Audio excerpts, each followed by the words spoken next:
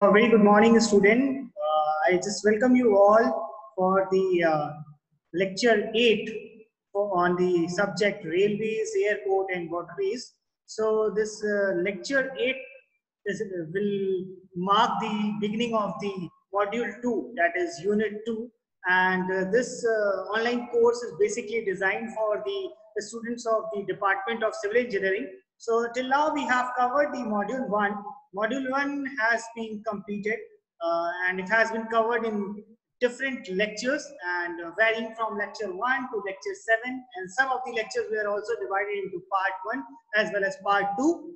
Now we'll cover this lecture 8, and this lecture 8 actually comes under the module 2, and this unit is about the railway track geometry design, right? So in continuation to the railway track geometry design, in this lecture, in this particular lecture, we'll talk about the gradient. So railway track geometry design start with the designing of the gradient. So in this lecture, we will talk about what are the different types of gradient, what are the requirements for an ideal gradient, right?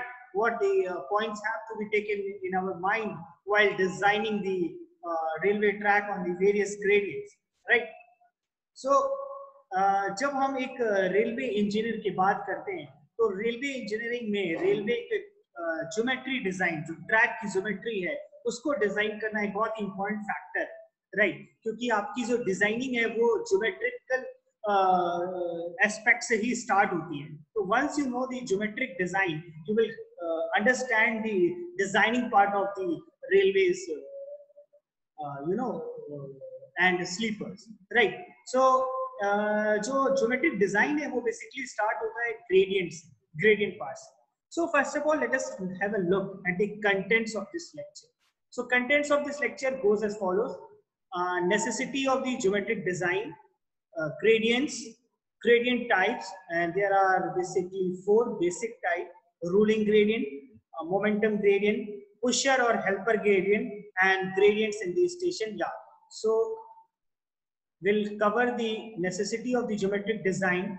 What are the different what do you define, how you define the gradient, what are the different types of gradient, basically ruling gradient, momentum gradient, pusher or helper gradient, and gradient in station yard, right? So we'll cover one by one. Let us have a look on the very first slide, and the very first slide is about the necessity of the geometric design, right? So we'll start this lecture with a question in our mind: what are the necessity of the geometry? मतलब हमें जरूरत क्या पड़ी, necessity क्या है, ठीक है? हमें क्यों जरूरत पड़ी एक रेल की ज्योमेट्रिक डिजाइन करने की, अच्छी से डिजाइन करने की, हमें ज्योमेट्रिक डिजाइन करने की क्यों जरूरत पड़ी? तो ये किस टॉपिक के अंदर कवर करेगा? It will cover in the topic necessity of the. तो there are various points, there are various necessities of geometric design. पहला है for the smooth and safe running of, ठीक है? तो सबसे पहला पॉइंट है होता है जब भी हम किसी चीज को डिजाइन करते हैं रेलवे कि we require the smooth and safe running of the train, पहली चीज. दूसरा है to attain the maximum speed. Third one is very important, carrying heavy axial load. The fourth one is avoid accidents and derailments, less maintenance efforts, and good aesthetic values. Okay, तो 4-5 point है. पहला है कि smooth and safe running of the train. दूसरा है to achieve the maximum speed. तीसरा है carrying the heavy axial load. चौथा है to avoid the accidents and derailment, क्योंकि अगर हमारा ग्रेडियंट प्रॉपर्ली डिजाइन होगा तो उस केस में वो यूनिफॉर्मली डिजाइन होगा. तो यूनिफॉर्मली डिजाइन में क्या है कि जो डीरेलमेंट के प्रोसेस है, जो हमारा डेंजर है, जो हमारा खतरा है, वो क्या होता है, वो मिनिमाइज हो जाता है, ठीक है? एस्थेटिक वैल्यूज, हमें उसकी प्लीजेंट लुकिंग के लिए भी हमें रेल की ज्योमेट्रिक डिजाइन बहुत जरूरी है, ठीक है? Therefore, if all the above elements are properly designed, the possibility of derailment due to defects in the track can be avoided. So we started with the necessity on the geometric design. It starts with the smooth and safe running of the train. जब आपका कोई भी track geometrically correct design होगा तो it will act in smooth and safe functioning of the train. It will help in the smooth and safe functioning of the train. ठीक है, तो जब स्मूथ और सेफ रनिंग होगी तो it will helpful for achieving the maximum speed. ठीक है, and if something is designed properly, then your train can carry the heavy axle load. Your rail can carry the heavy axle load. Properly design में it will avoid the accidents and derailment. जब derailment avoid होगा तो आपका accident भी automatically avoid हो जाएगा. ठीक है, प्रॉपरली डिजाइंड है तो लेस मेंटेनेंस एफर्ट बहुत मिनिमाइज हो जाएगा. ठीक है, एस्थेटिक वैल्यू क्या होगी उसकी, काफी अच्छी हो जाएगी. सो all the elements are properly designed, the possibility of derailment due to defect in the train can be avoided. Right, so these are the points which define the necessity of the geometric design. अब हम देखते हैं कि gradient क्या होगा. ठीक है, पहले तो हमें पता चल गया कि रेलवे की ट्रैक ज्योमेट्रिक डिजाइन की नेसेसिटी क्या है, जरूरत क्या है. ठीक है, तो डीरेलमेंट प्रोसेस को मिनिमाइज करने के लिए हमें उसकी ट्रैक ज्योमेट्री की जरूरत पड़ती है, प्रॉपर डिजाइन की जरूरत पड़ती है. अब सबसे पहला कंपोनेंट जो ट्रैक ज्योमेट्री में आता है वो है ग्रेडियंट. ठीक है, तो ग्रेडियंट बेसिकली होता क्या, उसको डिफाइन कैसे करते हैं ये हम इस लेक्चर में जानेंगे. ठीक है, इस स्लाइड में सॉरी हम इसको देखेंगे. तो ग्रेडियंट क्या होता है, हमें सभी को पता है. ग्रेडियंट को हम कैसे डिफाइन करते हैं, as a slope in the longitudinal direction of a railway track is known as the gradient और ग्रेड. तो आप ग्रेडियंट बोलो या ग्रेड बोलो, दोनों सिनोनिम्स है. ये क्या होता है, लॉन्गिट्यूडनल डायरेक्शन में जितना स्लोप हम प्रोवाइड करते हैं, whatever the slope is provided in the longitudinal direction, the amount of the slope is which is provided in the longitudinal direction of a railway track, that is known as the grade of that railway track or the gradient of the railway. Right, और gradient हम provide क्यों करते हैं, gradients are provided to negotiate the rise or fall in the level of the track. ठीक है, आपका कोई एक ट्रैक है, उसमें अगर यूनिफॉर्मिटी मेंटेन करनी है, उसके राइज और फॉल को हमें नेगोशिएट करना है, तो उस केस में हम क्या करेंगे, हम ग्रेडियंट प्रोवाइड करेंगे, या तो राइज लेवल पे या तो फॉल के लेवल. ठीक है, तो gradients are provided to negotiate the rise और fall in the level of the railway track. और ग्रेडियंट होता क्या है, gradient is the amount of the slope in the longitudinal direction. ठीक है, उसको क्या कहते हैं, ग्रेडियंट बोलते हैं या तो ग्रेड बोलते हैं. और ग्रेडियंट को हम प्रोवाइड क्यों करते हैं, टू नेगोशिएट द राइज और fall in the level of the track. ठीक है, तो एक ट्रैक की यूनिफॉर्मिटी को मेंटेन करने के लिए हमें उसमें ग्रेडियंट को प्रोवाइड करना है. ठीक है, rising gradient rises the track in the direction of movement. Rising का मतलब बढ़ना. ठीक है, whereas falling gradient cause the track to go down in the direction of the movement. ठीक है, तो राइजिंग ग्रेडियंट का मतलब मूवमेंट के डायरेक्शन में वो ट्रैक को राइज करना. ठीक है, उस डायरेक्शन में हम जब ग्रेडियंट प्रोवाइड करते हैं, आपके ट्रैक के मूवमेंट के डायरेक्शन में जब हम ग्रेडियंट प्रोवाइड करते हैं, उसको कहते हैं राइजिंग ग्रेडियंट. और जब हम फॉलिंग, जब ट्रैक आपका नीचे की तरफ जा रहा हो और उस केस में हम राइज और फॉल को नेगोशिएट करने के लिए ही ग्रेडियंट प्रोवाइड करते हैं, तो फॉलिंग केस में जब हम प्रोवाइड करते हैं तो उस केस में हम क्या कहते हैं, उसको कहते हैं, हम कहते हैं फॉलिंग ग्रेडियंट. ठीक है, और ग्रेडियंट को हम रिप्रेजेंट कैसे करते हैं, a gradient is represented by distance traveled for a rise or fall of 1 unit. ठीक है, तो जितना राइज और फॉल होगा एक यूनिट में, उसी को हम कहते हैं ग्रेडियंट. जैसे 1 in x, राइट, और 1 in n. ठीक है, इसको किसमें रिप्रेजेंट किया जाता है, परसेंट. ठीक है, इसको लिखा कैसे जाता है, 1 in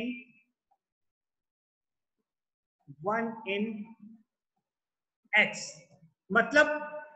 मतलब क्या हुआ, मतलब ये हुआ कि एक यूनिट में x मीटर का राइज हुआ या x मीटर का फॉल हुआ. ठीक है, उसको क्या कहे, वही जो आपका स्लोप निकल के आएगा वो लॉन्गिट्यूडनल डायरेक्शन में निकल के आ रहा है, उसी को कहेंगे ग्रेड ऑफ द रेलवे, या तो कह सकते हो ग्रेडियंट ऑफ द रेलवे. इसको रिप्रेजेंट कैसे करते हैं, 1 in x. ठीक है, 1 in x का मतलब क्या हुआ, x amount of the rise और fall in one metre length of the track. ठीक है, इतना समझ आ गया. और इसको जो इसका प्रोसेस है, जो इसका सिंबल है वो क्या है, 1 इन x और 1 इन n, ठीक है। और इसका यूनिट क्या हुआ, परसेंटेज। इसको किस में फॉर्म में हम रिप्रेजेंट करते हैं, परसेंटेज। सो एक चीज हमें पता चल गई कि gradient means the amount of the slope in the longitudinal direction of a railway track. तो उसको क्या कहते हैं, ग्रेडियंट कहते हैं या तो ग्रेड। अब थोड़ा सा आगे देखते हैं, ये है आपका ग्रेडियंट, ठीक है।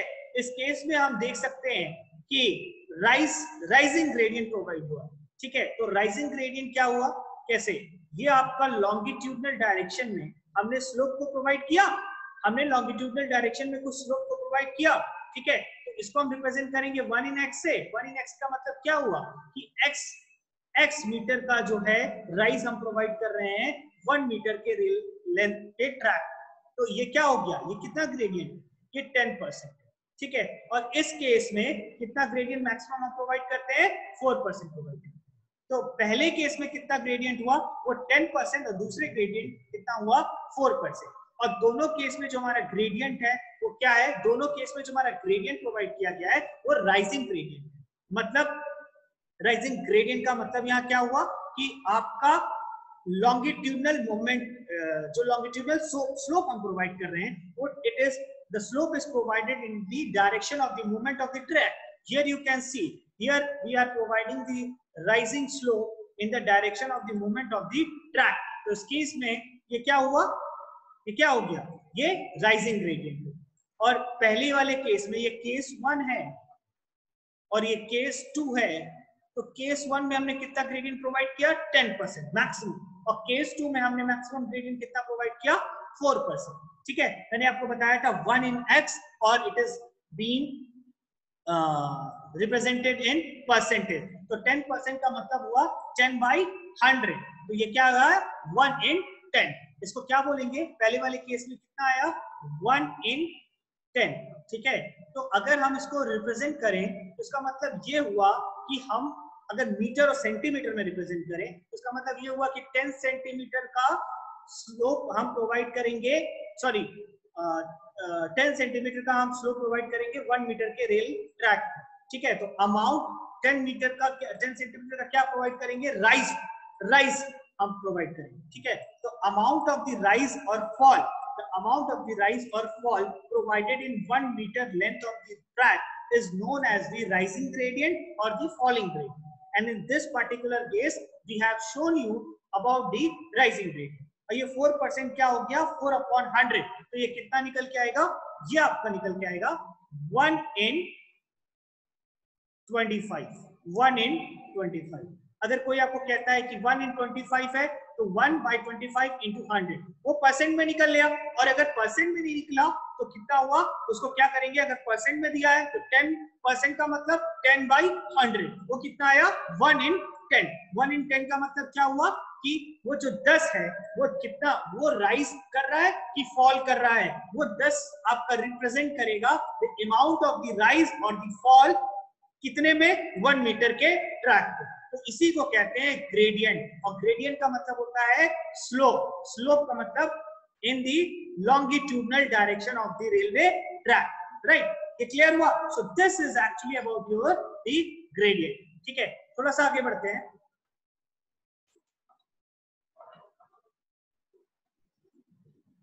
अब ग्रेडियंट को ट्रैक पे हम क्यों प्रोवाइड करते हैं, why these are provided on the track due to the following reason।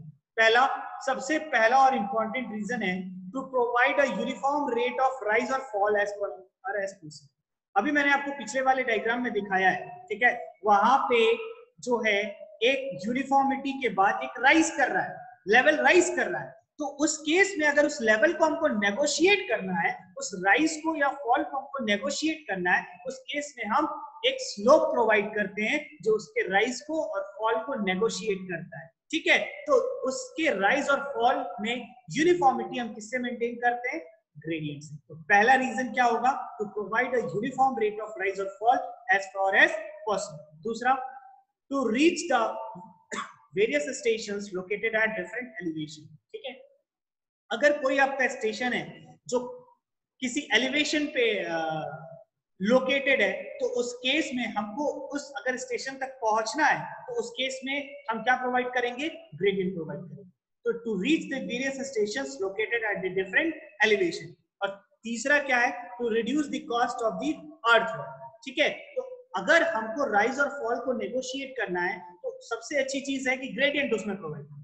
ठीक है, उसमें हमको एग्जीबिशन वर्क नहीं करना पड़ेगा।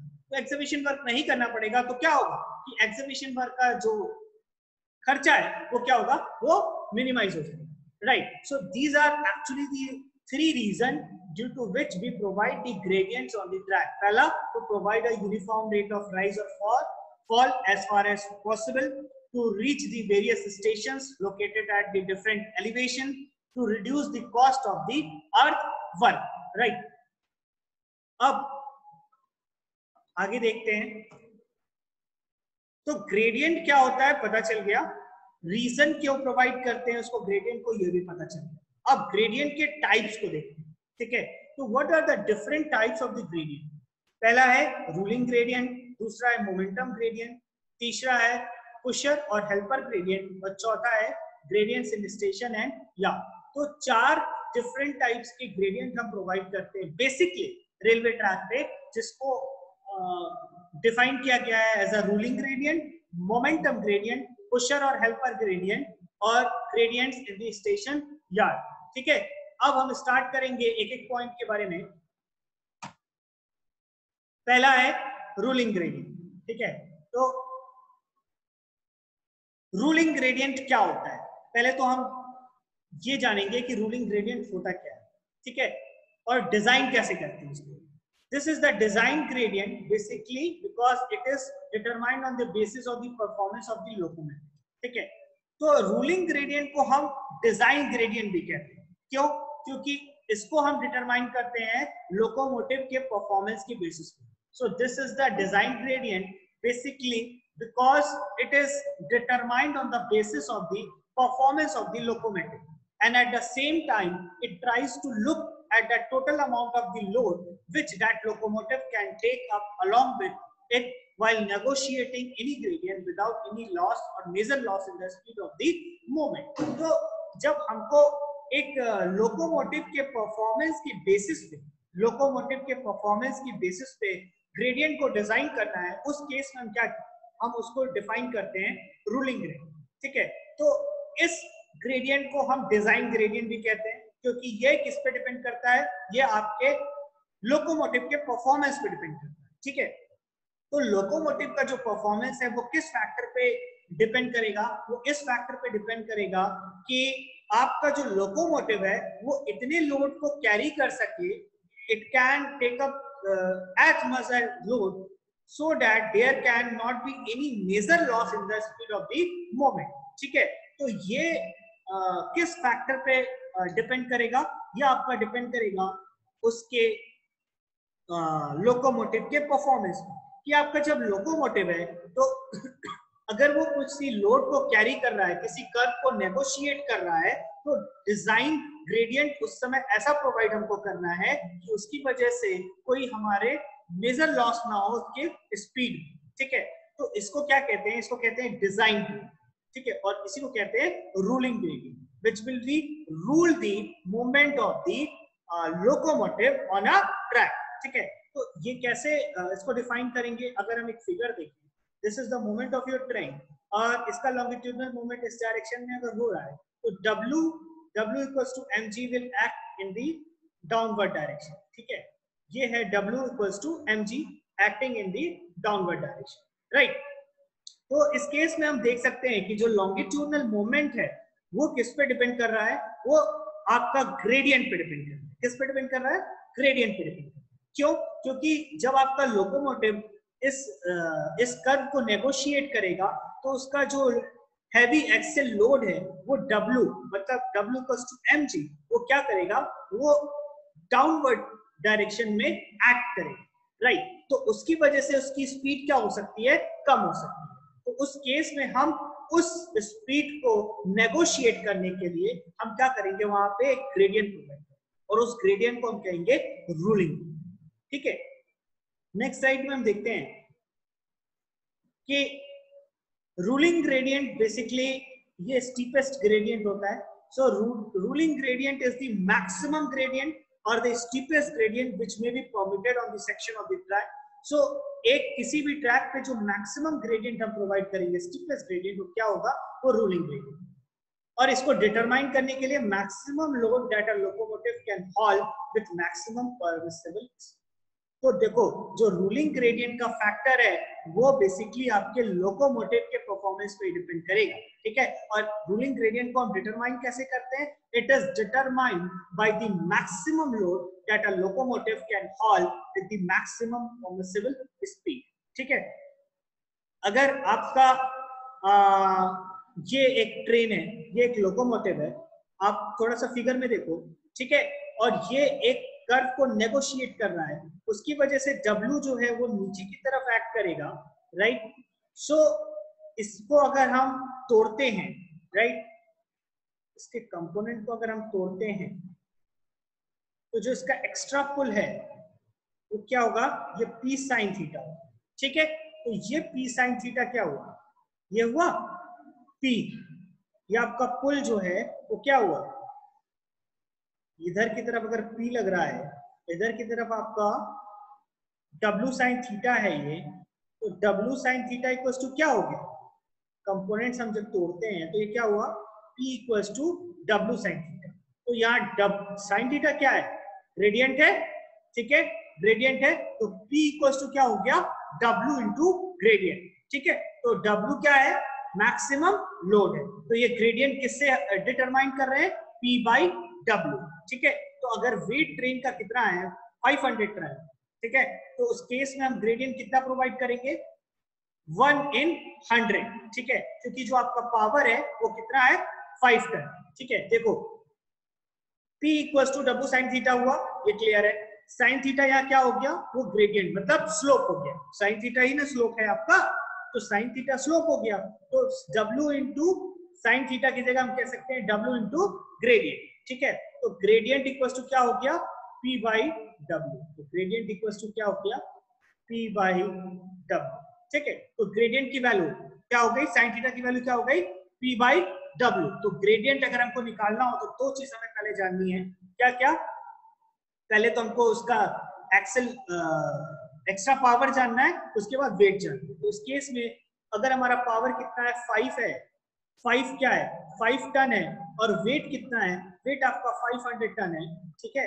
इसको तो हम 500 से डिवाइड करेंगे तो ये कितना निकल के आएगा, ये आएगा 1/100। तो आपका जो ग्रेडियंट है वो कितना हो जाएगा, 1/100, ठीक है।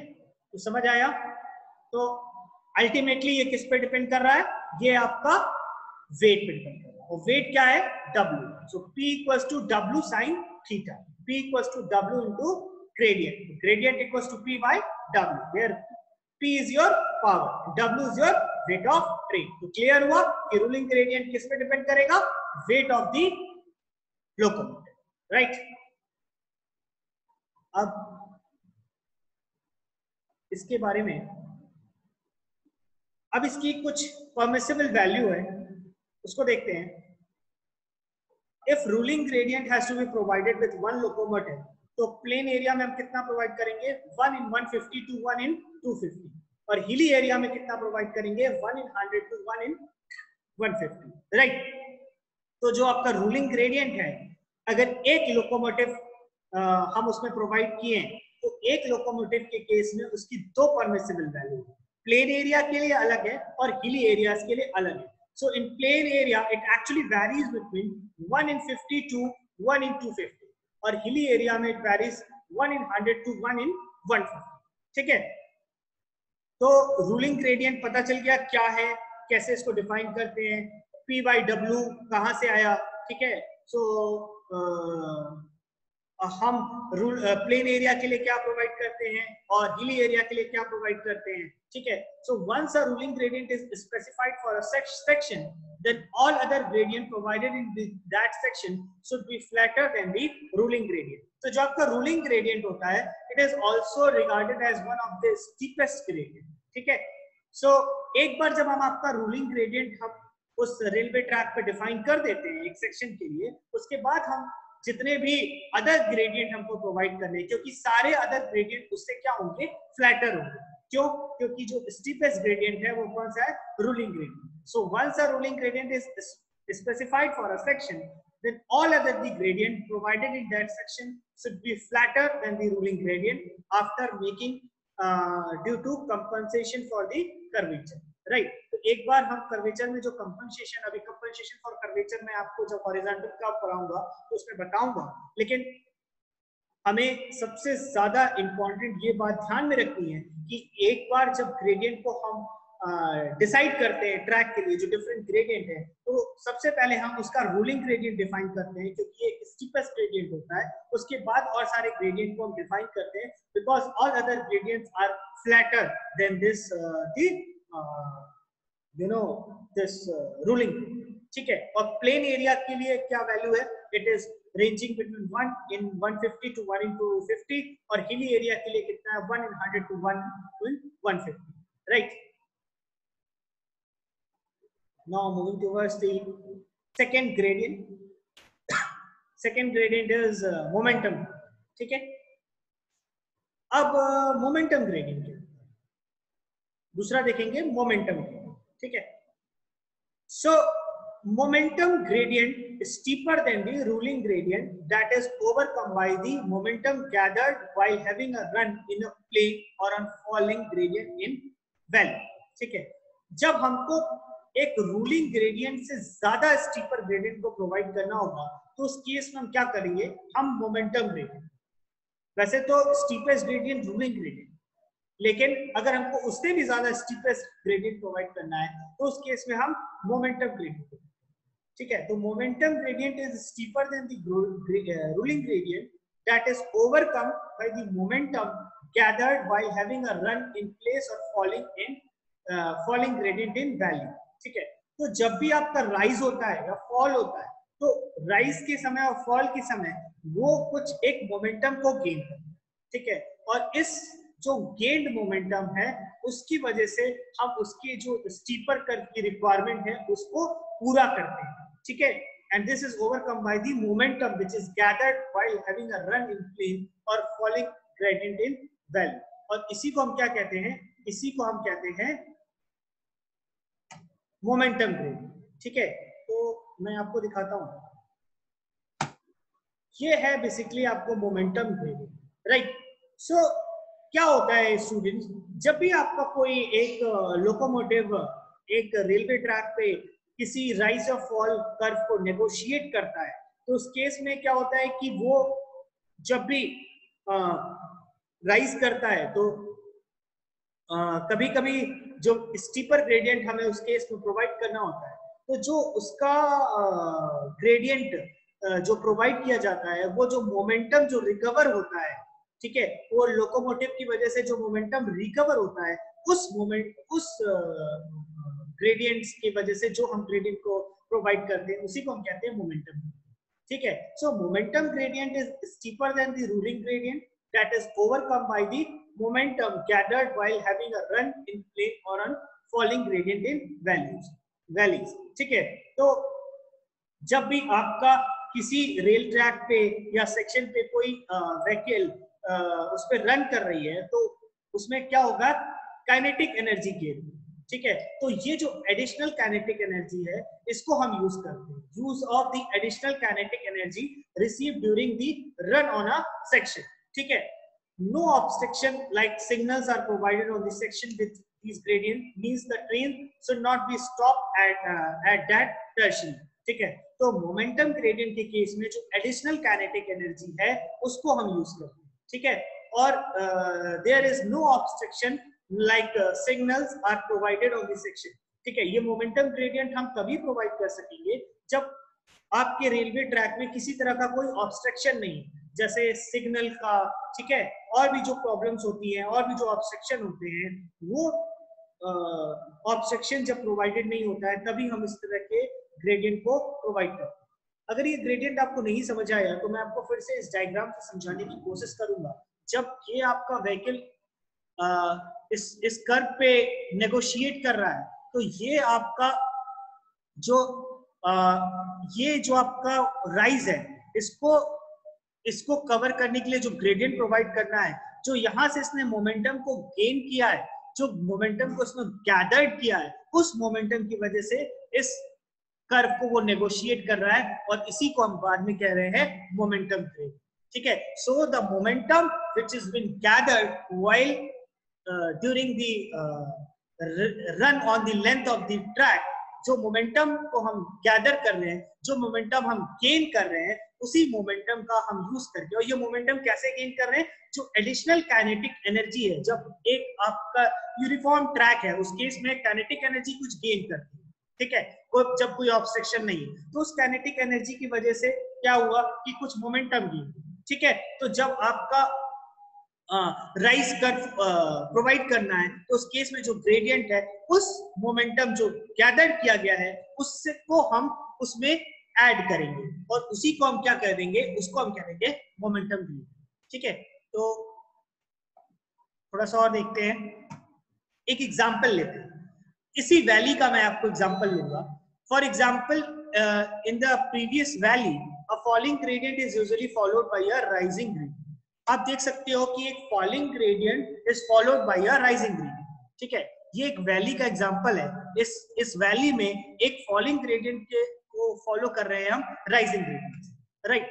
सो a falling gradient is usually followed by a rising gradient and it acquires the sufficient momentum। तो उसी केस में ये कुछ मोमेंटम को गैदर करेगा, और ये मोमेंटम कहां से आएगा, जो एडिशनल काइनेटिक एनर्जी आपकी मिलेगी, उसके वजह से ये आपका मोमेंटम मिलेगा। ठीक है, so this momentum will give the additional kinetic energy to the moving train which would enable the train to overcome a steeper rising gradient than the ruling route।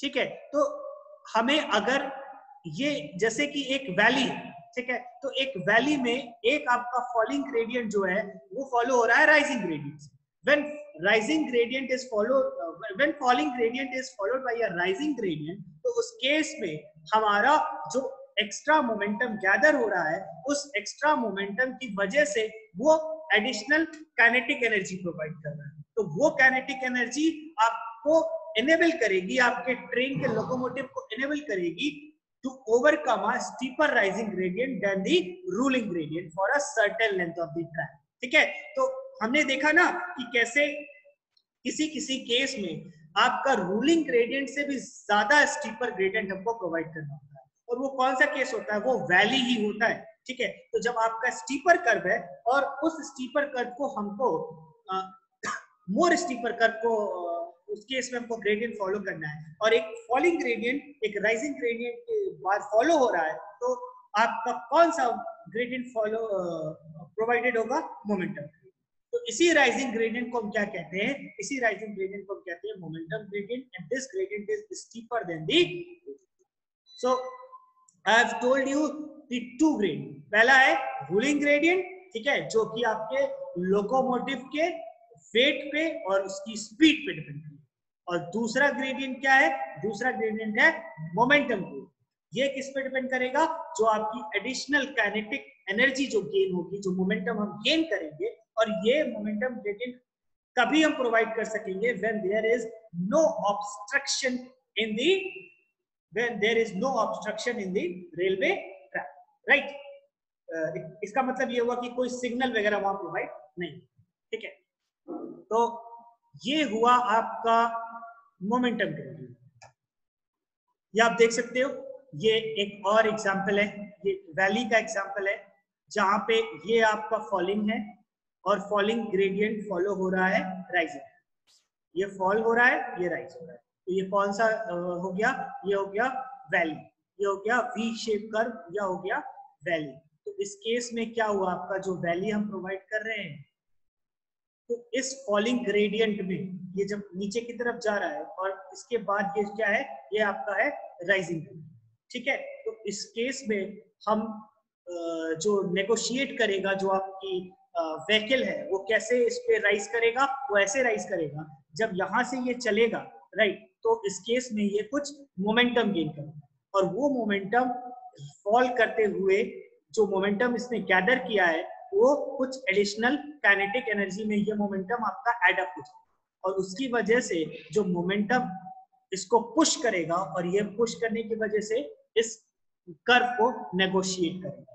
और इसी राइजिंग ग्रेडियंट को negotiate करेगा और इसी को हम क्या कहेंगे, इसी को कहेंगे मोमेंटम। ठीक है, आगे देखते हैं। तीसरा है पुशर ग्रेडियंट और helper gradient. So what is pusher और helper gradient? Again the gradient steeper than the ruling gradient requiring extra locomotive. ठीक है, जब आपका लोकोमोटिव ऐसी जगह प्रोवाइड करना है जहां पे आपका जो ग्रेडियंट है वो रूलिंग ग्रेडियंट से स्टीपर है, उस केस में हमें एक एक्स्ट्रा लोकोमोटिव को प्रोवाइड करना है। ठीक है, तो जब हम एक्स्ट्रा लोकोमोटिव प्रोवाइड कर देंगे तो क्या होगा, it reduces the length of the railway section, it also reduces the overall cost. ठीक है, अब जैसे जहां भी हमको इसको क्या कहते हैं, जैसे कि आप किसी ग्रेडियंट को हमको नेगोशिएट करना है, किसी कर्व को हमको नेगोशिएट करना है और उस केस में हमको ग्रेडियंट जो है वो प्रोवाइड करना है और वो स्टीपर होना चाहिए, वो रूलिंग ग्रेडियंट से ज्यादा स्टीपर होना चाहिए। तो उस केस में एक लोकोमोटिव की जगह हम दो लोकोमोटिव यूज करेंगे। तो दो लोकोमोटिव रेल यूज करेंगे तो क्या होगा, एक तरह से वो हेल्पर होगा, वो क्या होगा, वो हेल्पर हो गया। ठीक है, मोर पावर लगेगी, तो जब ज्यादा पावर लगेगी उसको वो पुश करेगा उस पावर की वजह से, तो उसको क्या कहेंगे, वो हो जाएगा आपका पुशर ग्रेडियंट या तो हेल्पर ग्रेडियंट। तो जब दो लोकोमोटिव आप यूज करोगे तो उस केस में क्या होगा, लेंथ कम हो जाएगा, रेलवे सेक्शन का लेंथ कम हो जाएगा। जब रेलवे सेक्शन का लेंथ कम हो जाएगा तो ओवरऑल कॉस्ट कम हो जाएगा, तो क्या हो जाएगा, उसका जो मेंटेनेंस कॉस्ट मिनिमाइज हो जाएगा। बहुत सिंपल सी चीज है। ठीक है, अब एग्जांपल देखते हैं। इन Darjeeling railways 1 in 37 pusher gradient is used on Western Ghat. Broad gauge track and narrow gauge track is 1 in 25 is provided. तो आपका जब दार्जिलिंग की बात करते हैं तो दार्जिलिंग में, इन दार्जिलिंग व्हाट हैपेंड कि हम रेलवेज में पुशर ग्रेडियंट कितना प्रोवाइड करते हैं, 1 in 37, कितने पे, वेस्टर्न घाट और ब्रॉड गेज ट्रैक के लिए। लेकिन नैरो गेज ट्रैक के लिए हम कितना प्रोवाइड करते हैं, 1 in 25। तो पुशर और हेल्पर का मतलब एक हेल्पर हम प्रोवाइड कर रहे हैं, उसके एक्स्ट्रा पावर से उसको पुश कर रहा है उस लोकोमोटिव को और फिर आपका रेल आगे बढ़ेगा। ठीक है, तो एक्स्ट्रा लोकोमोटिव हम प्रोवाइड कर रहे हैं, एक्स्ट्रा लोकोमोटिव प्रोवाइड करेंगे तो एक्स्ट्रा पुश मिलेगा, इसका मतलब एक्स्ट्रा हेल्प मिलेगी और उसको हम कहेंगे पुशर ग्रेडियंट और the helper. Right, now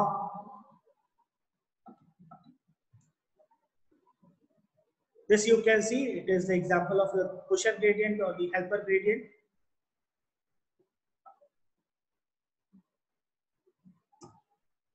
Now the last one is the your station gradient which are provided at the station. Yeah, okay.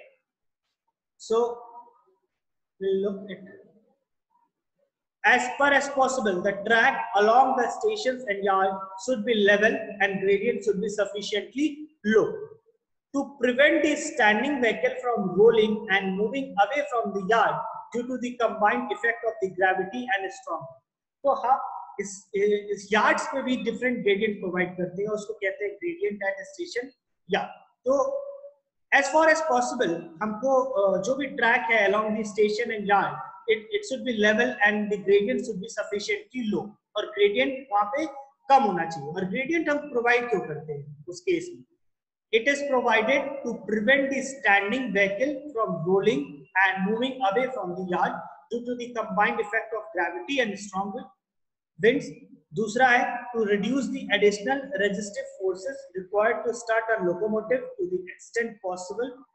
तीसरा है minimum gradient from the drainage consideration, और जो इंडियन रेलवेज के लिए maximum gradient permitted है station yard में वो है 1 in 400 इन स्टेशन यार्ड और मिनिमम ग्रेडियंट इज 1 in 1000। ठीक है, तो आपका स्टेशन यार्ड पे जो ग्रेडियंट है उसको हमें कोशिश ये करनी है कि उसको मिनिमम रखना। ठीक है, तो ये ग्रेडियंट प्रोवाइड क्यों करते हैं, आपने सुना होगा कि जो आपका स्टेशन यार्ड है उसको लेवल पे रखना चाहिए, लेकिन इसमें है कि थोड़े बहुत जो है ग्रेडियंट उसमें प्रोवाइड करना, लेकिन इट शुड बी लो।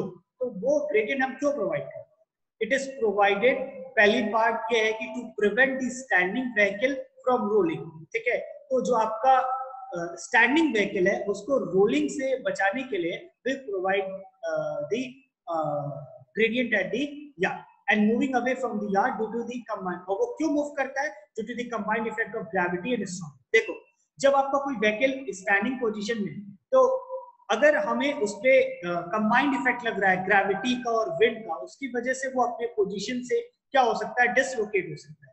तो उस केस में उस रोलिंग को हमें अवॉइड करने के लिए हम स्मॉल ग्रेडियंट प्रोवाइड करते हैं यार्ड्स, ठीक है। फिर दूसरा है to reduce the additional resistive forces required to start a locomotive, ठीक है।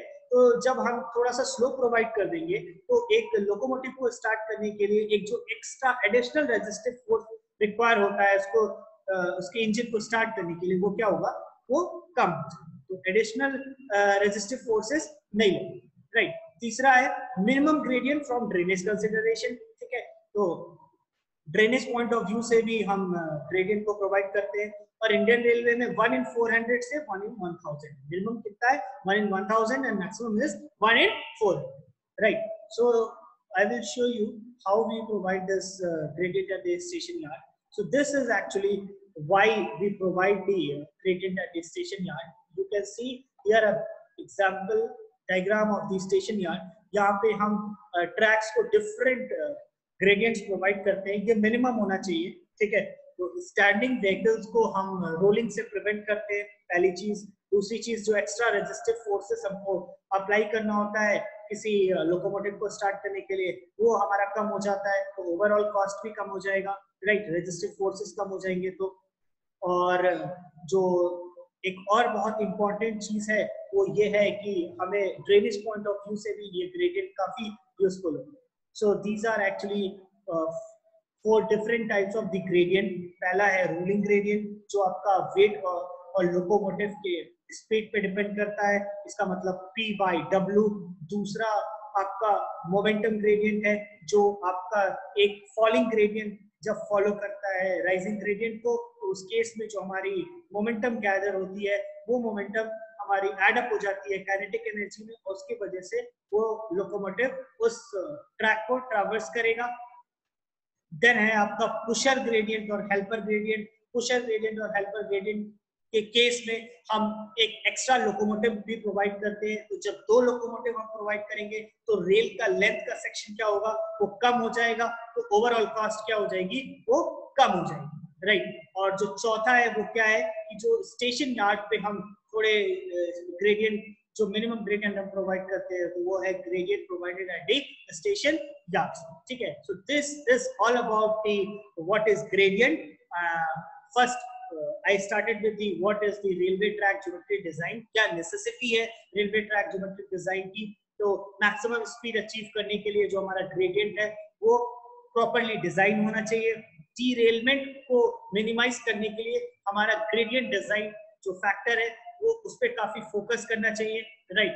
उसके बाद हमने देखा कि gradient क्या होता है, what is the need for the gradient, what is the need of the gradient and what are the 4 different types of the gradient, ठीक है। और अगले लेक्चर में हम कवर करेंगे अगले रेलवे ट्रैक ज्योमेट्रिक डिजाइन के बारे में, अगले कंपोनेंट के बारे में। उसमें हम हॉरिजॉन्टल कंपोनेंट्स के बारे में, हॉरिजॉन्टल कर्व्स के बारे में बात करेंगे और सुपर एलिवेशन के बारे में बात करेंगे, ठीक है।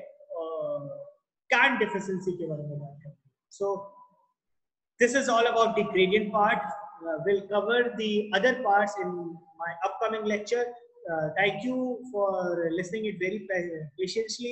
So I thank once again all the students. Now this brings to the end of this lecture 8. So have a good day. Thank you so much. Thank you guys. Thank you students.